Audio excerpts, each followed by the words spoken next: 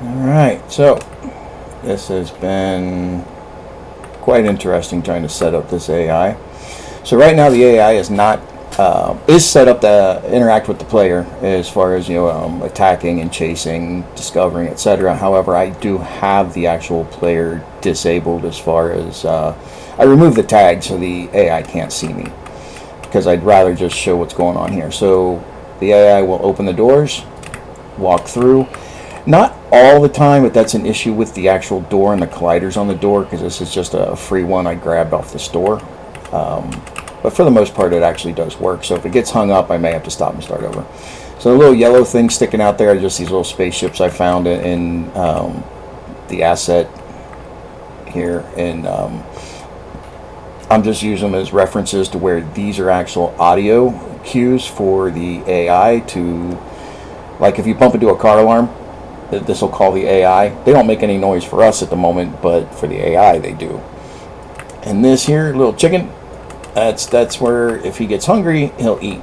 So right now he is using satisfaction, so I'm going to go ahead and turn that off for the moment. I added it to the behavior component, so I just type in use. We're going to turn that off. So in the upper left corner, it's always going to update what behavior he's in, and then it's going to also show what his satisfaction is, which will stay at 100 because I'm not using it.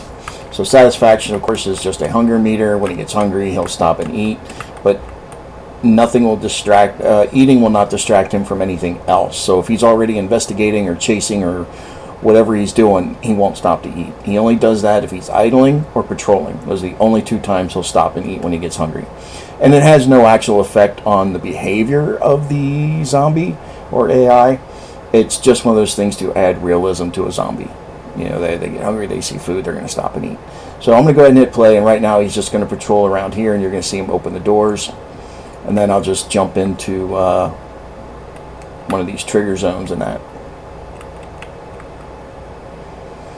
So he reaches out, tries to open the door, and there it goes. Eventually I'm going to code it in where the doors won't always open, and if it remains locked, it'll like reverse his patrol. Like he'll go to the next available point, which would probably actually be the end one. And since both doors are facing exactly the same way, you can see that they are designed to open away from the AI so they don't whack him around.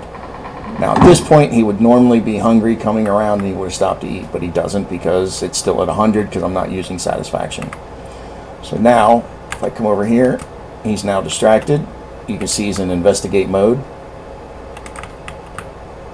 Then I called him over to here and he's running to the next one. He still stops to open the door. And then you'll see once he goes back, he'll run through. So he goes back to his investigation mode. So now he does react. They do react to the flashlight. So I turn on my flashlight and you can see he's running to where he saw the light. I do have a flashlight, see? And you can see it doesn't actually work through the wall. And we can demonstrate that by showing collision. So let me go over here. So you can see that I got the big collider cone in front of me there. But as I get to a wall, you see it shrinks. It doesn't go through the wall. It actually just shrinks up. So it dynamically resizes. Okay, now let's go back to the AI behavior component. Now let's use satisfaction. So now in the upper left corner, you see a countdown. Just ignore the other stuff.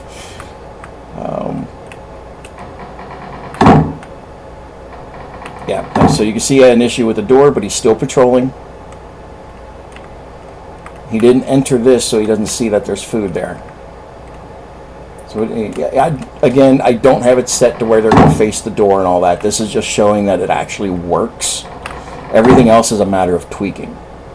So now he's going to continue his patrol, which brought him over here, and then he'll continue on over to the next point. So that's all he did, was he couldn't get through that door apparently. Like I said, the doors suck. And they're overly complicated.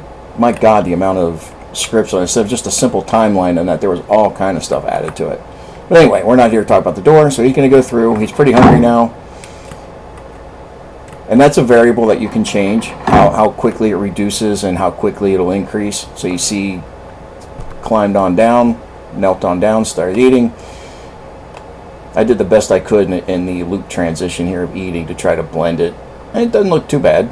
You know, it seems to match fairly well. I mean, you can tell where it's at, but it doesn't look too bad. So he's full, stands back up, goes back to patrol. And there you have it. We have an AI that opens where the doors open either direction. He gets hungry. He reacts to all kinds of stuff. Any questions, let me know.